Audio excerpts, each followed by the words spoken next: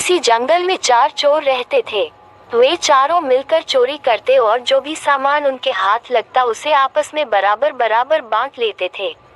वैसे तो वे चारों एक दूसरे के प्रति प्रेम प्रकट करते थे, किंतु मन ही मन एक दूसरे से ईर्ष्या करते थे।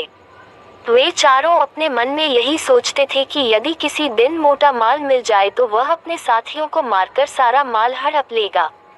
चारों चोर मौके की तलाश में थे, किंतु उन्हें ऐसा मौका अभी तक नहीं मिला था। चारों चोर बहुत ही दुष्ट और स्वार्थी प्रवृत्ति के थे। एक रात चारों चोर चोरी की इच्छा में इधर उधर घूम रहे थे। उन्होंने एक सेठ के घर में सेंध लगाए और घर के अंदर घुसकर सोना चांदी, हीरे जवाहरात, रूपा पैसा सब कुछ लूटकर भाग गए। चारों चोर पुलिस से बचने के लिए 2 दिन तक जंगल में भूखे प्यासे भटकते रहे। सेठ ने चोरी की शिकायत पुलिस में दर्ज करा दी थी। सेठ की पुलिस विभाग में भी अच्छी जान पहचान थी। चोरों को पकड़ने के लिए शहर के चप्पे चप्पे पर पुलिस फैली हुई थी। जंगल से निकलना चोरों के लिए खतरे से खाली नहीं था। चोरों की इच्छा थी कि अभी वे कुछ दिन जंगल में छिपे रहें।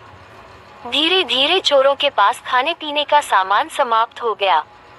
कुछ दिन तक तो उन्होंने भूख बर्दाश्त की, लेकिन जब भूख बर्दाश्त करना असंभव हो गया तो उन्होंने शहर से खाना मंगवाने का निश्चय कर लिया।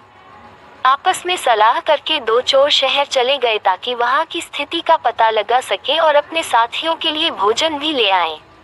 उन्होंने शहर जाकर भरपेट खाना खाया और खूब शराब पी। उसके बाद उन्होंने योजना बनाई कि वे अपने दोनों साथियों को मारकर सारा माल खुद हड़प लेंगे। दोनों ने योजना को अंजाम देने के लिए खाने में जहर मिला दिया और जंगल की ओर लौटने लगे। दोनों चोर अपने अपने मन में यही सोच रहे थे कि खाना खाकर जब वे दोनों मर जाएंगे तो मैं इसे भी मार दूंगा और सारा माल हड़प कर अमीर बन जाऊंगा। उधर जंगल में उन दोनों चोरों ने खाना लेने गए हुए साथियों को मारने की योजना बना ली। वे भी उन्हें मारकर सारा धन हड़प लेना चाहते थे। जब दोनों चोर शहर से खाना लेकर आए तो जंगल में ठहरे हुए चोरों ने अपने साथियों पर हमला कर दिया और उन्हें मौत के घाट उतार दिया। अपने साथियों की हत्या करके वे दोनों चोर आराम से खाना खाने बैठ गए। खाने में पहले से जहर मिला होने के कारण वे दोनों भी तड़प तड़प कर मर गए। इसलिए कहते हैं कि बुरे का अंत हमेशा बुरा ही होता है। शिक्षा। इस कहानी से हमें ये शिक्षा मिलती है कि मनुष्य को बुरे काम नहीं करने चाहिए, क्योंकि बुरे का अंत बुरा ही होता है।